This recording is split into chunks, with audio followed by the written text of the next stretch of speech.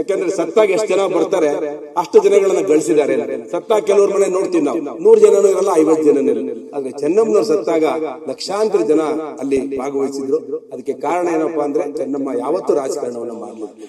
ಕೊನೆಯದಾಗಿ ಚೆನ್ನಮ್ಮನವರು, ನಾವೆಲ್ಲರೂ ಕೂಡ ಚೆನ್ನಮ್ಮನವರು ತೀರ್ಕೊಂಡಂತ ಸಂದರ್ಭದಲ್ಲಿ ನಾವು ಕುಣಿಗಲ್ಲಲ್ಲಿ ಹೋಗಿ ಅವರ ಒಂದು ಅಂತಿಮ ದರ್ಶನವನ್ನು ಪಡೆದು ಅದಾದ್ಮೇಲೆ ನಾವು ಹೊಳೆನರಸೀಪುರದ ಅವರ ಊರಿಗೂ ಕೂಡ ಹೋಗ್ಬೋದು.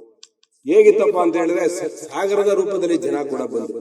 ಯಾಕೆ ಮನುಷ್ಯನಿಗೆ ಸತ್ತಾಗ ಅವನ ವ್ಯಕ್ತಿತ್ವವನ್ನು ನೋಡುವಂತ ಗಾದೆ ಮಾತು. ಯಾಕಂದ್ರೆ ಸತ್ತಾಗ ಎಷ್ಟು ಜನ ಬರ್ತಾರೆ ಅಷ್ಟು ಜನಗಳನ್ನ ಗಳಿಸಿದ್ದಾರೆ. ಸತ್ತಾಗ ಕೆಲವ್ರ ಮನೆ ನೋಡ್ತೀವಿ ನಾವು, 100 ಜನನೂ ಇರಲ್ಲ, 50 ಜನನೂ ಇರಲ್ಲ. ಆದ್ರೆ ಚೆನ್ನಮ್ಮನವ್ರು ಸತ್ತಾಗ ಲಕ್ಷಾಂತರ ಜನ ಅಲ್ಲಿ ಭಾಗವಹಿಸಿದ್ರು. ಅದಕ್ಕೆ ಕಾರಣ ಏನಪ್ಪಾ ಅಂದ್ರೆ ಚೆನ್ನಮ್ಮ ಯಾವತ್ತೂ ರಾಜಕಾರಣವನ್ನ ಮಾಡಲಿಲ್ಲ.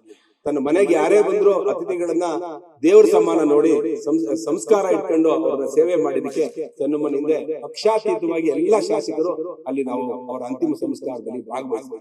ಬಹಳ ವಿಶೇಷ ಏನಂದ್ರೆ ಕರ್ನಾಟಕ ಸರ್ಕಾರ ಅವತ್ತು ನಡ್ಕೊಂಡಿರುವಂತಹ ರೀತಿ ಶ್ಲಾಘನೀಯವಾದ ಸುವರ್ಣ ಅಕ್ಷರದಲ್ಲಿ ಬರೆದಿರುವಂತ, ಎಸ್ಪೆಷಲಿ ಮುಖ್ಯಮಂತ್ರಿಗಳು ಅವತ್ತಿನ ಕಾರ್ಯಕ್ರಮ ನಿಂತು ಆ ಕಾರ್ಯಕ್ರಮಕ್ಕೆ ಮೆರಗನ್ನ ತಂದು ನಾನು ರಾಜಕೀಯ ಮಾಡೋದಿಲ್ಲ, ಯಾವುದೇ ಒಂದು ವಿಷಯದಲ್ಲಿ ನಾನು ರಾಜಕೀಯ ಮಾಡೋದಿಲ್ಲ ಅಂತ ಹೇಳಿ ಒಂದು ಹೆಜ್ಜೆ ಗುರುತನ್ನ ತೋರಿಸಿದ್ರು. ಯಾಕಂದ್ರೆ ಅವ್ರ ನಡವಳಿಕೆ ಅಷ್ಟು ಚೆನ್ನಾಗಿದೆ. ಯಾಕಂದ್ರೆ ರಾಜಕೀಯದಲ್ಲಿ ದ್ವೇಷ ಅಸೂಯೆಗಳು ಸಾಮಾನ್ಯವಾಗಿರ್ತವೆ. ಆದ್ರೆ ನಮ್ಮ ಮುಖ್ಯಮಂತ್ರಿಗಳು ಅವತ್ತು ತುಂಬಾ ಅದ್ಭುತವಾಗಿ, ನಾನು ಕೂಡ ಕಾರ್ಯಕ್ರಮದಲ್ಲಿ ಭಾಗವಹಿಸಿ ಕೊನೆಯವರೆಗೂ ಇದ್ದವರು ಆ ಬಾವುಟವನ್ನ ಅವ್ರಿಗೆ ಹಸ್ತಾಂತರ, ದೇವೇಗೌಡರಿಗೆ ಮಾಜಿ ಪ್ರಧಾನಮಂತ್ರಿಗೆ ಹಸ್ತಾಂತರ ಮಾಡುವವರೆಗೂ ನಾನು ಆ ಕಾರ್ಯಕ್ರಮದಲ್ಲಿ ಇದ್ದೆ. ರಾಜಕೀಯದಲ್ಲಿ ಇದೇ ಬಹಳ ಮುಖ್ಯ. ನಮ್ಮ ನಡವಳಿಕೆಗಳು ಹೇಗಿರುತ್ತೆ ಅನ್ನೋದ್ರ ಮೇಲೆ ನಮ್ಮ ವ್ಯಕ್ತಿತ್ವ ರೂಪ ಆಗುತ್ತೆ.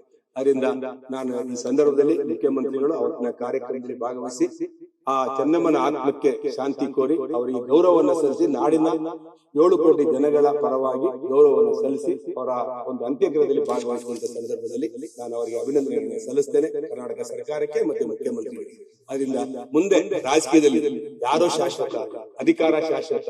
ನಾನು ಮುಖ್ಯಮಂತ್ರಿಗಳಿಗೆ ಹೇಳೋದಿಷ್ಟೇ, ನಾವು ಇಲ್ಲಿ ಇರ್ತೀವಿ, ನಾವು ಆ ಕಡೆ ಇರ್ತೀವಿ, ಆದ್ರೆ ನಾವು ನಡ್ಕೊಂಡಂತ ರೀತಿ ಸುವರ್ಣ ಅಕ್ಷರದಲ್ಲಿ ಇರುತ್ತೆ. ಅದರಿಂದ ಅವ್ರಿಗೂ ಕೂಡ ಅಭಿನಂದನೆ ಸಲ್ಲಿಸಿ ಚೆನ್ನಮ್ಮನ ಆತ್ಮಕ್ಕೂ ಭಗವಂತ ಶಾಂತಿ ಕೊಡ್ಲಿ, ಆ ಕುಟುಂಬಕ್ಕೆ ಈ ನೋವನ್ನು ತುಂಬುವಂತ ಶಕ್ತಿ ಕೊಡ್ಲಿ ಅಂತ ಪ್ರಾರ್ಥನೆ ಮಾಡಿ ಈ ಒಂದು ಸಂತಾಪ ಸೂಚನಾ